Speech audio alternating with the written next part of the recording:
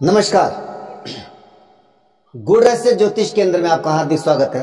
अभिनंदन है प्रिय बंधुओं, आप सभी का हार्दिक धन्यवाद जिन्होंने कि मेरे YouTube चैनल को अपना आशीर्वाद दिया, इसे सब्सक्राइब किया, शेयर किया और इसमें अपने बहुमूल्य कमेंट छोड़े।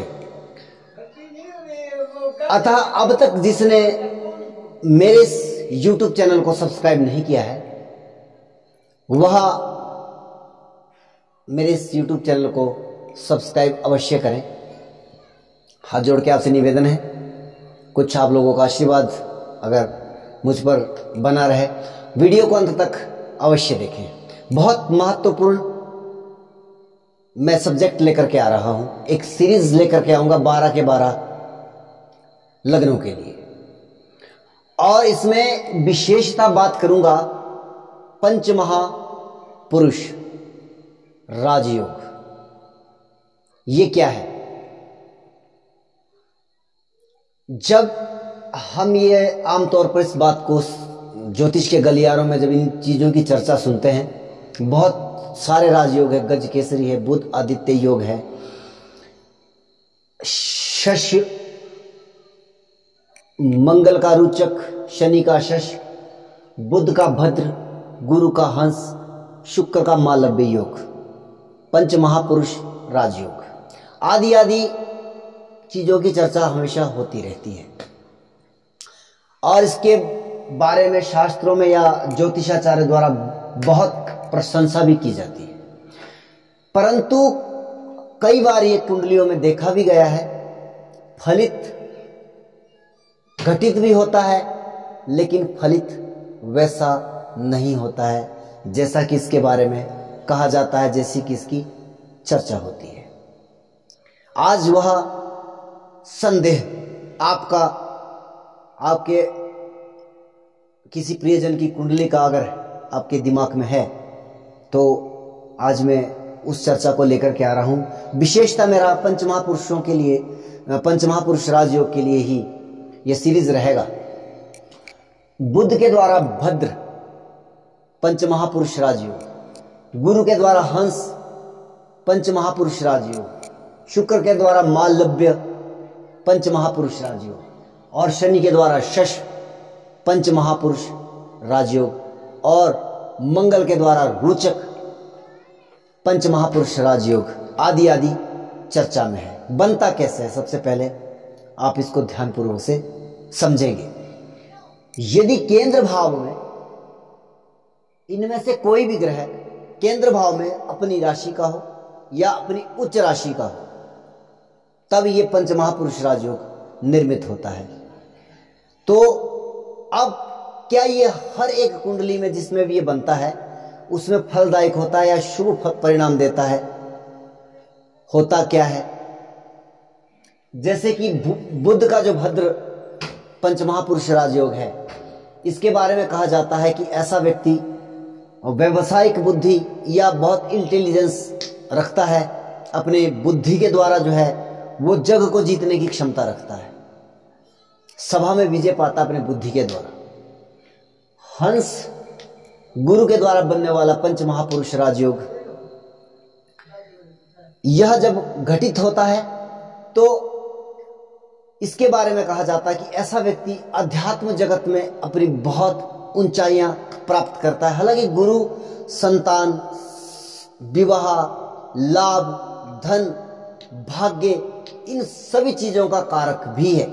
तो इन सभी चीजों में ऐसे व्यक्ति की ग्रोथ होती है जब ये घटित होता है और इसकी जब दशा अंतरदशा आती है। देखिए, किसी भी राजयोग का परिणाम जो उसकी दशाओं के ऊपर डिपेंड करता है। उसके बाद शुक्र मालव्य, शुक्र जो है वैभव का, संपत्ति का, लग्जरियत का कारक है। हर प्रकार का सुख सुविधा, वैवाहिक जीवन डिपेंड ऑन शुक्र।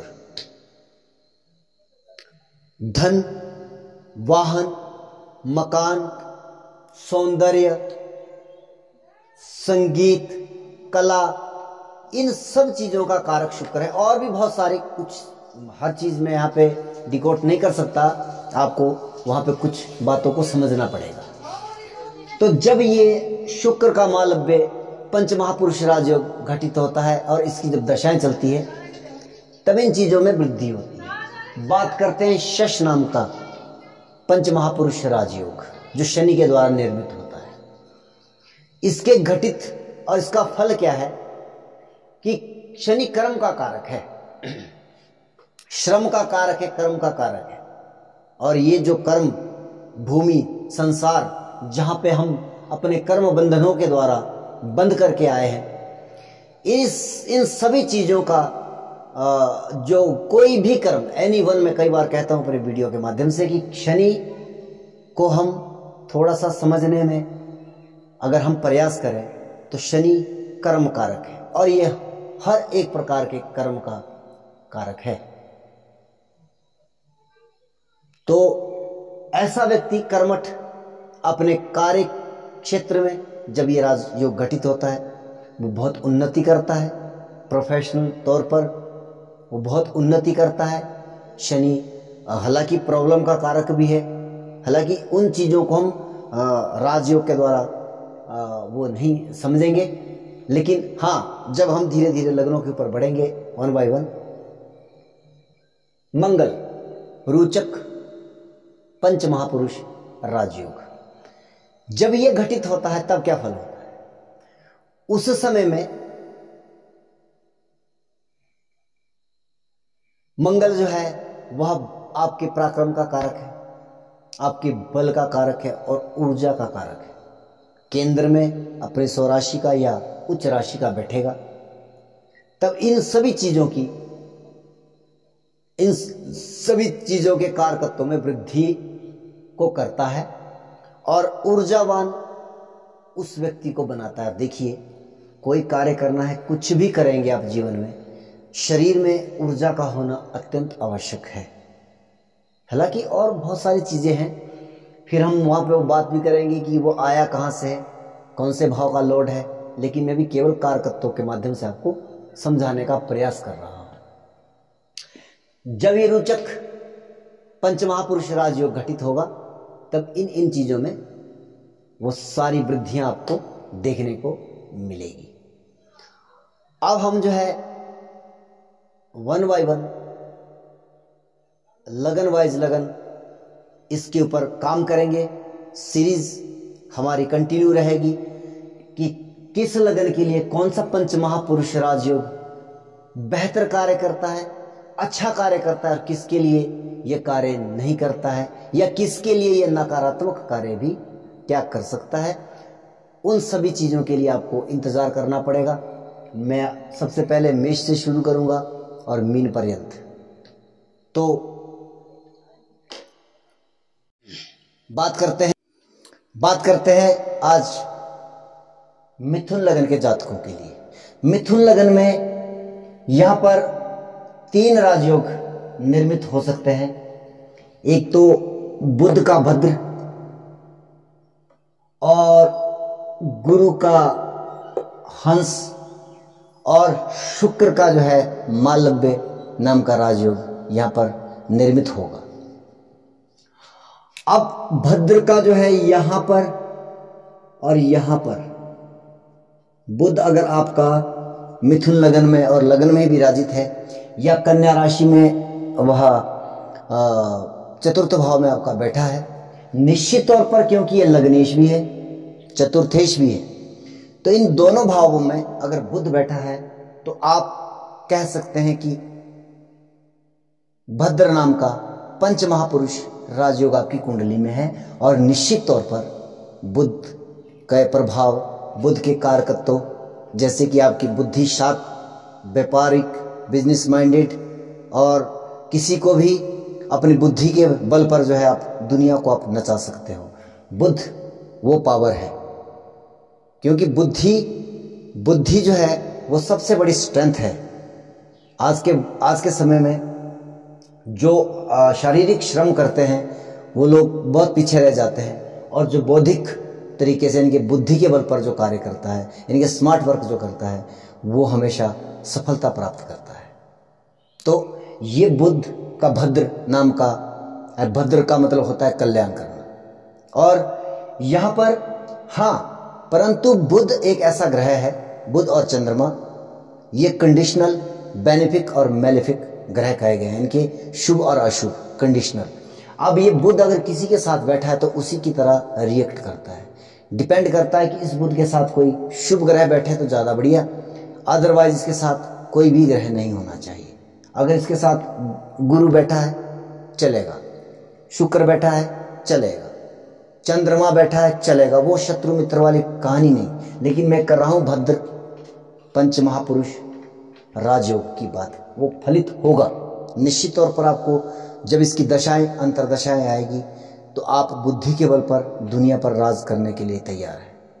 दूसरी चीज, देवगुरु बृहस्पति सप्तमेश, सप्तम भाव में अगर ये बैठे हैं आपके, तो यहाँ पर थोड़ी दिक्कत महसूस हो जाएगी, क्योंकि ये हंस महापुरुष राजयोग की संज्ञा केवल गिनती में ही आएगा, फलित में इसका नकारात्मक प्रभाव ज़्यादा देखने को मिलेगा।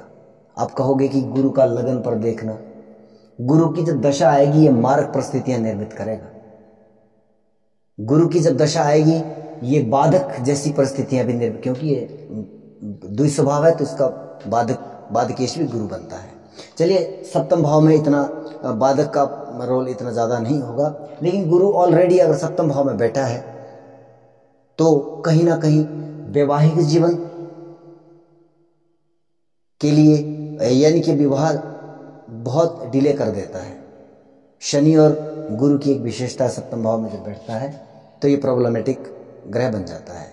यहाँ पर इसकी स्थिति मैं बेहतर नहीं कहूँगा, ज़्यादा बेहतर है कि ये गुरु यहाँ के बजाय अगर आपकी कुंडली में यहाँ पर है, निश्चित तौर पर यहाँ पर आप इसको मान लीजिए। भले ही बुध और गुरु के बीच में मतांतर है, वो एक अलग विशेषता रहेगी, क्योंकि कहीं कहीं ये प्रिंसिपल भी काम करता है कि जो योग कारक ग्रह है वह अगर पंच महापुरुष राजयोग बना रहा है तो सर्वश्रेष्ठ। लेकिन यहाँ पर यह हंस महापुरुष राजयोग निम्न स्तर का कार्य करेगा, लेकिन 10th हाउस में बैठा है गुरु, और इसकी दूसरे भाव पर दृष्टि, छठे भाव पर दृष्टि, शत्रुओं को अपने ज्ञान के बल पर हरा देगा, वाणी के द्वारा दुनिया को जीतने की एक ताकत रखता है। चतुर्थ भाव में दृष्टि है तो चौथे भाव में सुख सुविधाएं आदि ये प्रदान करने में सक्षम रहेगा गुरु यहाँ पर।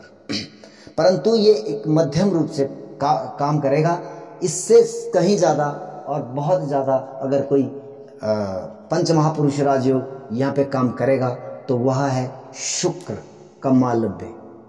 शुक्र भी यहाँ पर इस राशि में उच्च के हो जाते हैं, तो इसलिए शुक्र यहाँ पर बहुत ही श्रेष्ठ कार्य करेगा, क्योंकि वह आपका त्रिकोण भाव का स्वामी है, आपके लग्नेश का मित्र है, और शुक्र जो है चौथे भाव, हालांकि शुक्र भी दसम भाव में परिणाम मतलब उसका कमजोर माना जाता है, लेकिन कहीं ना कहीं जब यह उच्च स्थिति में आ जाएगा तो उसके पास ऑटोमेटिकली बल उसका बढ़ जाएगा। तो यहाँ पर ये एक अच्छा परिणाम देगा, बहुत बेहतर परिणाम देगा दशम भाव में बैठ करके, क्योंकि शुक्र जहाँ बैठता है उसके अगले और अगले हाउस में और उससे दसम भाव में, यानी कि सप्तम और एकादश भाव को भी ऑन करता है, यहाँ के फलों को भी वो जो है प्रदान करने की क्षमता रखता है।